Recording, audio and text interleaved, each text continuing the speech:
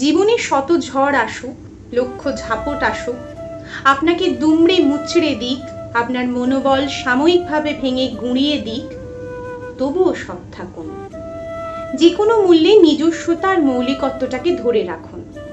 হয়তো বুঝতে পারছেন আপনার সঙ্গে বিশ্বাসঘাতকতা চলছে, বুঝতে পারছেন আপনাকে বিপদে ফেলার কোনো উপায়ই কিন্তু বাদ যাচ্ছে না, হয়তো বুঝতে পারছেন আপনার পিঠের উপরে কেউ ছুরি হাতে অপেক্ষায়, বুঝতে পারছেন আপনি একটা চরম ক্ষতির মুখোমুখি হতে চলেছেন। যতই হয়রান হন না কেন, তবু আপনি নিজে কখনো অন্যায়ের হাত ধরবেন না।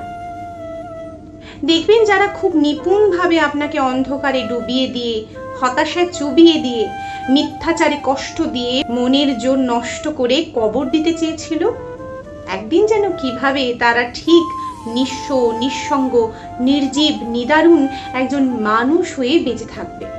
আপনি তখন আপনার ওই নির্মল হাসিটা হেসে বুঝিয়ে দেবেন আপনি আসলে বোকা নন, সবই জেনেছিলেন, বুঝেছিলেন, উপলব্ধি করেছিলেন, আর সঠিক সময়ের অপেক্ষা করেছিলেন।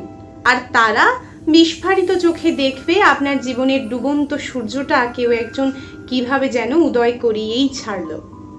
সত্যির পথে থাকলে এক ফুঁয়ে সব ভুয়ো প্রতিরোধ খড়কুটো হয়ে উড়ে যাবে।